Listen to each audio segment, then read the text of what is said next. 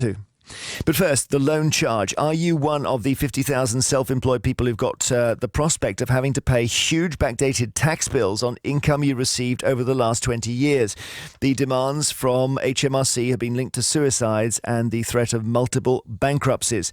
This whole thing began when contract workers, such as nurses, carers and IT consultants, were paid in the form of loans that replaced part or all of their salaries. The loans were arranged in a way that meant they would never need to be paid back by the individual. And then because a loan isn't normally a form of income, it's exempt from tax and national insurance. The people being paid this way were assured it was all legal and above board. But following a bombshell decision, they became liable in April last year for all the unpaid tax going back 20 years.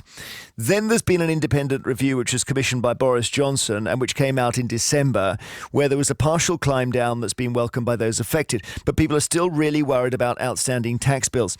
08000 288 291 is the number to call if that's you. Email vine@bbc.co.uk. We'd love to talk about your situation. We've not covered the loan charge before, and I know it's a very big issue for a lot of people.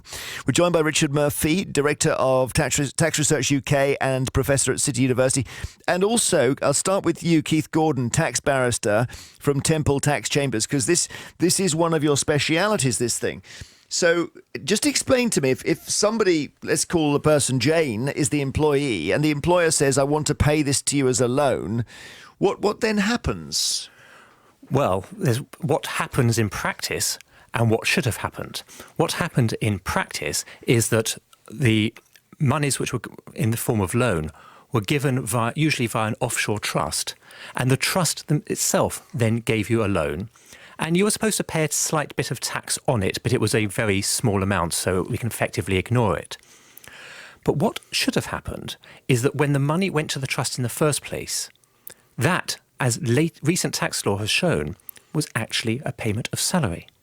Therefore, the original payer should have deducted PAYE from that initial payment. I see. So, and sometimes the employer could be something like the NHS, could it? The NHS, government bodies, even HM Revenue and Customs, although they try not to admit to it.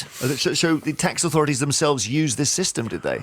They didn't use the system, but they paid contractors who were subject to the system. Right. So HMRC would say, we've got a contractor who we think we're paying X.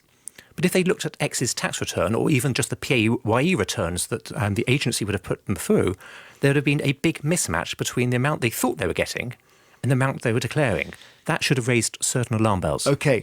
Now, if the employee, Jane, is getting this money, this salary, as a loan from a third party and not having to pay tax on it, the saving then is to the employer. Is that right? So they don't have to pay...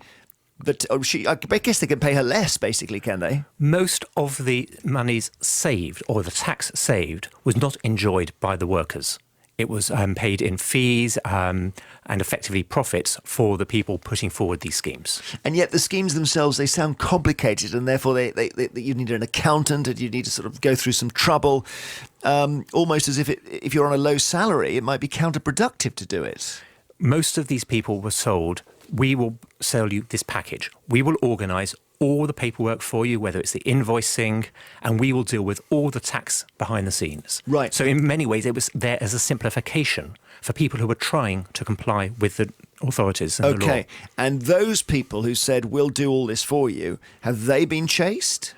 The revenues say they are chasing them, but they've been doing it about 18 years far too late. It's... not very effectively, shall we say. This is amazing. OK, well, Richard Murphy, now, I know from the point of view of the payee, the employee, your concern is that really this looks so dodgy they shouldn't have signed up to it. Is that right? Look, my belief is that anybody who had any inkling about what they were getting into must have smelt a rat. And anybody who did any research at all past 2004, and I stress that particular date, would have seen that the government announced in December 2004 that any arrangement that artificially reduced the tax or national insurance paid on a salary would be retrospectively taxed.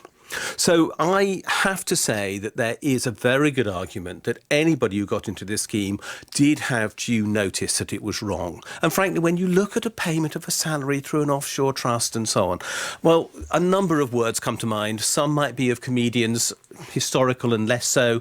Others might be just about tax havens in general and all the hoo-ha-ha there's been about them.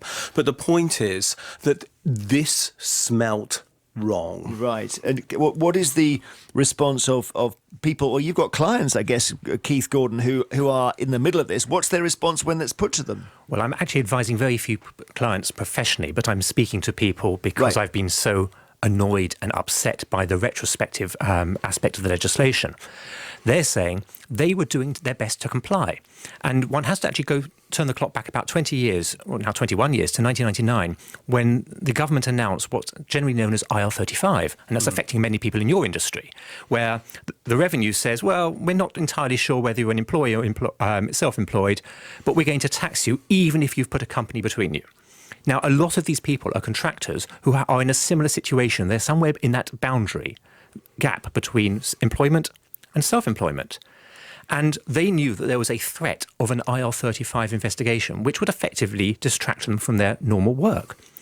So they were told, don't worry about that. We can keep you out of IR35. We've got these arrangements, which have been backed by QCs. HMRC know about them. And we're having no problems with them. So yes, I agree with Richard to an extent that if you know where to look, you could find certain warning signs back in 2004. But people were told it's fine. They didn't necessarily know where to look.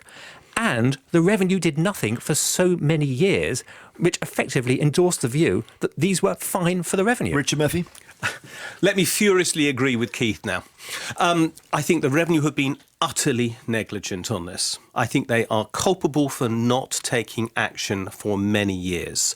And I do not believe they have a right to penalise people who went innocently or fairly innocently into these arrangements. Remember, many of the lower pay people were given little choice by the people they were contracting with. Well, that's right. And that's what really worries me. There are people in this situation, many of whom were only earning relatively modest incomes, who were forced into this situation by the companies they were contracting through, who are now being faced with enormous bills which they never saw the benefit of. Now, those people, the revenue, frankly, are not showing due sympathy for, and the revenue are themselves not accepting their own responsibility. They should have acted. They should have been unambiguously clear. They should have written to everybody. There should have been adverts saying don't do this, but they didn't do that. Okay. So the revenue are themselves liable and should be showing Understood. a much softer line. Just on those, I'll call them victims. I know it's a loaded word, but Keith, you know about some of the pain when people have been investigated on this loan charge thing. Is it cleaning them out?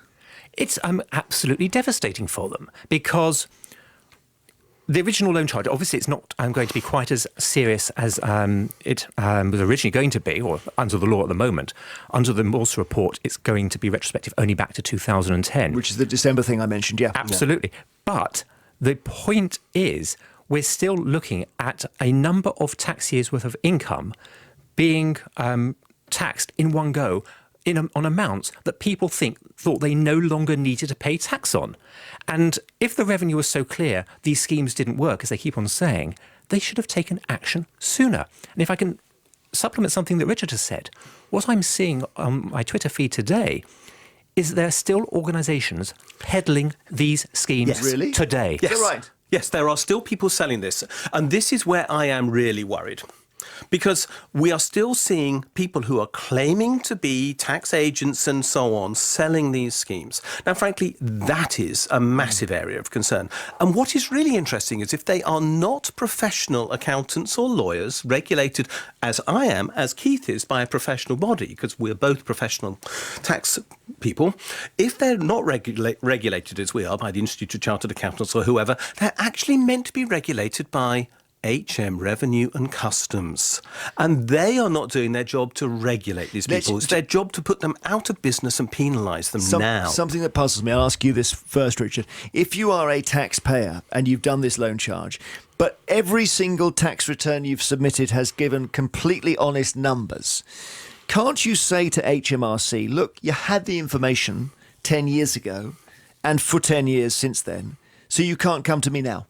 The defence about completely honest information is that if you put on your tax return that you were doing this and you did actually disclose the full facts on the tax return, then actually does not apply until 2016. So that is a concession since Sir Amyas Morse's report. Oh, since December, right. So there has been a concession, but it is quite tight what they mean. The disclosure has to be very precisely on the tax return in the required format. A lot of people will have failed, partly because the people they were relying on did not put it on their tax returns for them, precisely to hide it from view. So were their tax returns obscuring this then?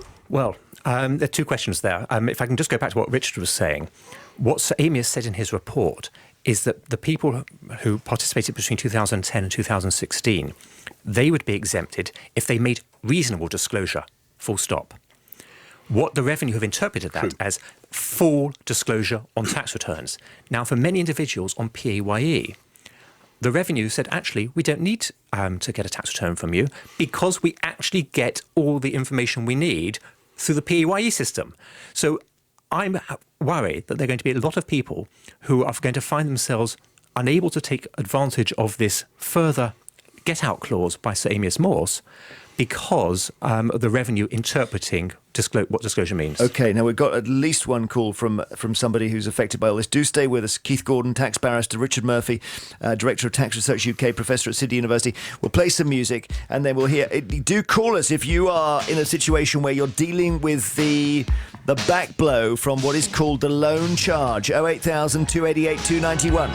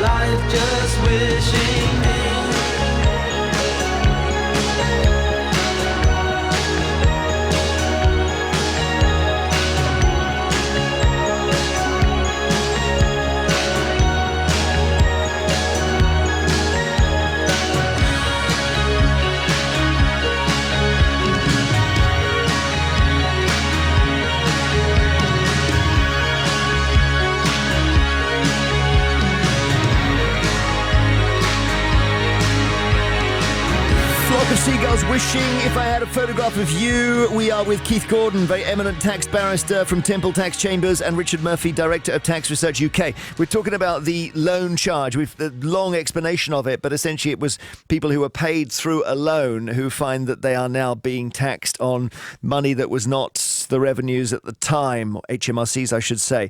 And always best to hear people who are involved speak about it. Dennis Thompson in Aberdeen, good afternoon. Good afternoon, Jeremy. And you were advised by your accountant to join one of these schemes, is that right? Yes, that's correct. Okay, tell us, where were you working at the time?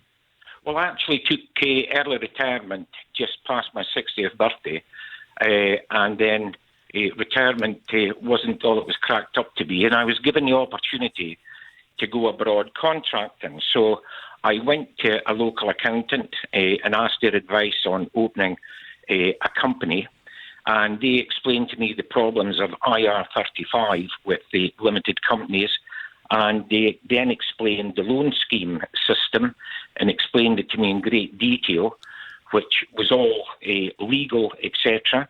So I joined the loan scheme, and every year on my tax returns, this was disclosed to HMRC with the loan scheme name and its relevant number, which was cleared with HMRC.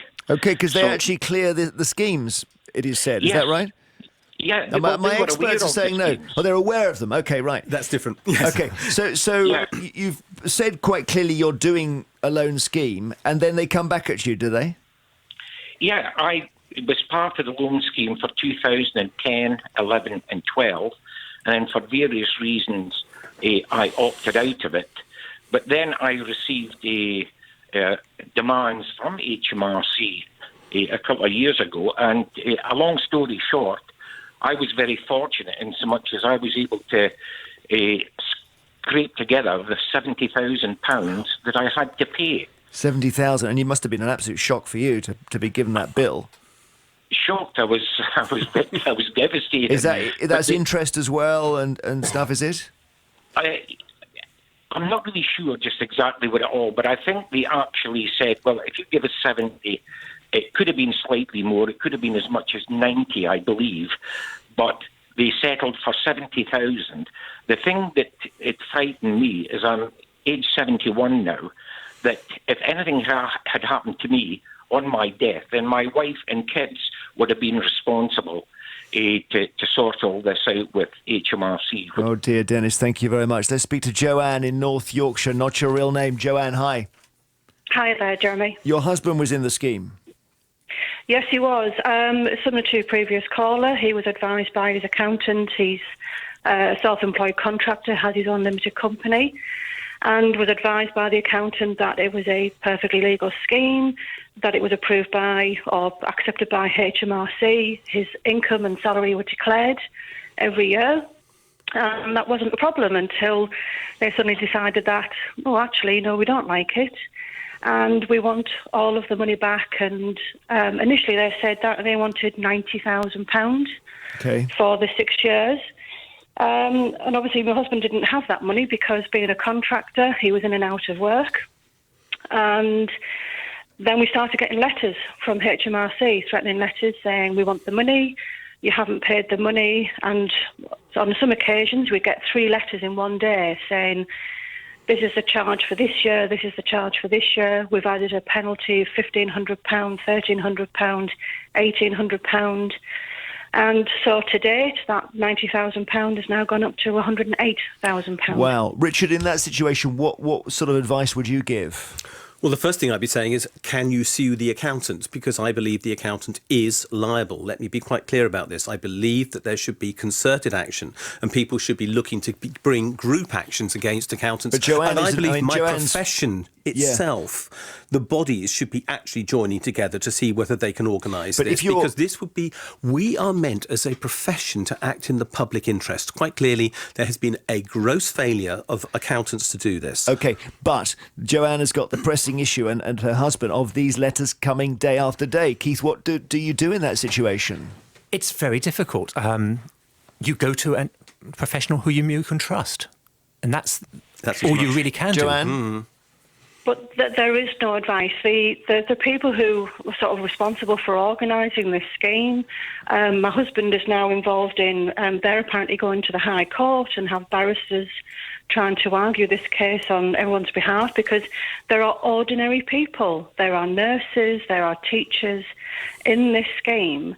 And the unfortunate thing now is that my husband is again out of work, but now this company who are fighting the case through the High Courts are asking him for money to pay towards these barristers. And it's like, we haven't got any money. Right. We haven't got any money to pay this. And I can't tell you, Jeremy, there are people who have committed suicide over this. Yeah. The stress and the strain on ordinary people. When you have HMRC ringing your house and saying, we want that money, Yeah, it is no, terrifying. I understand, Joan. Thank you. Lots of the same sentiment coming in. Brian Edmonds in Farnham in Surrey disagrees. And I'll put this to you, Keith. He says any loan that doesn't need repayment is a form of tax evasion. I was obliged to pay my loans. The clue is in the word. Tax evasion robs our society's most vulnerable. Well, there's an awful lot in there, and I can understand why someone feels that way. Nevertheless, when you have an amount of money which is given as a loan, it is a loan, even if it doesn't get repaid for many, many years, possibly on someone's death. If, however, it wasn't a loan, then it's not a loan. But the problem is individuals were sold these schemes by very clever salespersons. And if they were told, this is what the tax law says, and we all have to accept tax law is ridiculously complicated, and some very subtle differences can have huge impacts on one's tax liability. That's not controversial. Whether it should be like that is another matter. But if you are told this is approved by the accountant, it's been approved by barristers, HMRC know about it and they have taken no action, why should someone really think that they know better than all the people who really are supposed to know what the law is? Thank you very much, Keith Gordon, tax barrister from Temple Tax Chambers. Richard Murphy, Director of Tax Research UK, talking about the loan charge.